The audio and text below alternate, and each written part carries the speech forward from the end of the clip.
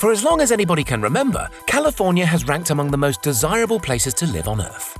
Its majestic redwood forests, world-class education system, sandy beaches, beautiful people, and global food scene have cemented its status as a proven mecca for big money and talent. But all that seems to be changing. An exodus of tech firms has recently decided to up sticks from the Golden State and make their homes in a very different corner of the United States. So today we're looking into the burning question, why are companies moving from California to Texas?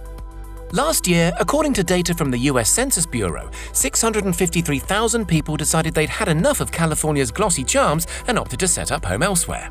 The most popular destination for these relocators? Texas.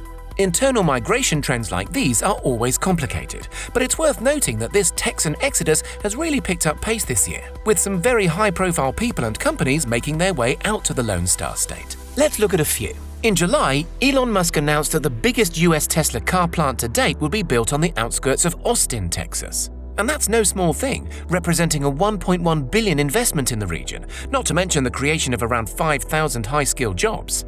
Musk's personal residence is now reportedly also in Texas, as well as a new base for his drilling operation, the Boring Company, just established in Pflugerville. Part of Musk's reason to move there is no doubt so he can be closer to his beloved SpaceX base in Boca Chica, South Texas. That's where Musk's Starship rockets are currently being developed and tweaked, ready for a future mission to Mars. But there's also significant push factors actively driving Musk away from California.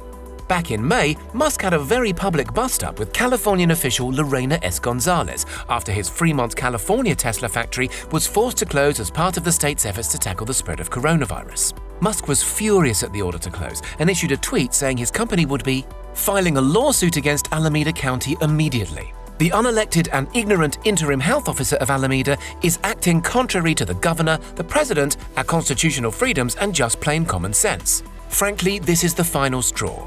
Tesla will now move its HQ and future programs to Texas, Nevada immediately. If we even retain Fremont manufacturing activity at all, it will be dependent on how Tesla is treated in the future. Tesla is the last car maker left in CA.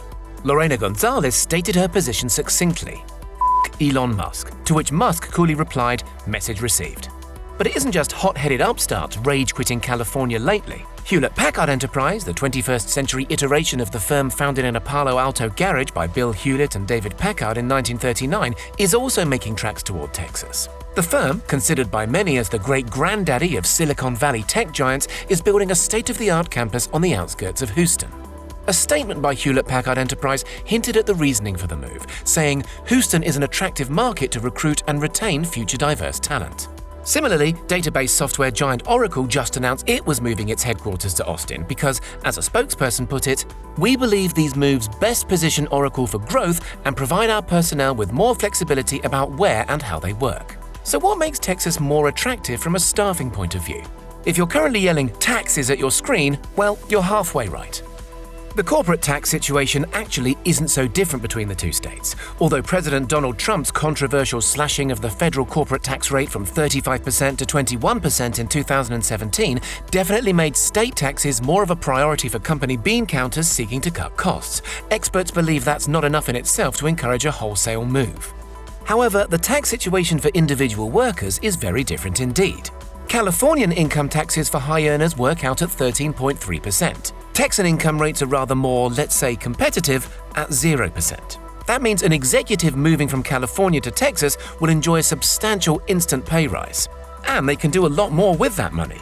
California, and especially the big tech hub cities like San Francisco and Palo Alto, suffer from exorbitant property prices. In Houston, a well-paid tech worker can afford a much larger house and a better overall quality of life with it. Even culturally, Texas isn't so different from California. Although Texas is famously conservative and defiantly red state in its outlook, places like Austin, with its healthy 47% rate of degree-educated workers and hip cultural happenings like the annual South by Southwest Festival, increasingly give groovy Cali a run for its money. Podcast host Joe Rogan, who famously smoked weed on screen with Elon Musk, is also making the move. Rogan reportedly just bought a $14 million mansion on Lake Austin, with 8 bedrooms and 10 bathrooms, hot on the heels of his unprecedented $100 million deal with Spotify. More important than taxes and culture, however, the biggest driving force behind the current exodus has been the coronavirus pandemic. A study from leading corporate consultants Gartner found that around 3/4 of chief financial officers anticipate ever more employees would work from home permanently after this year proved that this was not only feasible but even desirable in many cases. If that's true of companies in general, it's especially true for tech firms. And naturally, if you're working from home, why would you go to the expense and hassle of living in a big city when you could enjoy a much larger property somewhere out in the countryside? California's regulatory framework is also cited as a factor in companies seeking to shift operations to more laissez-faire Texas. Deep Blue Cali, critics argue, abuses its legal and legislative muscle to bully corporate decision-makers.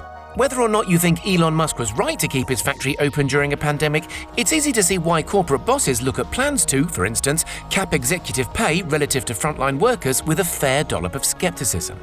Musk has icily suggested Californian leaders have much in common with an arrogant sports team after decades unchallenged at the leading edge of the tech sector.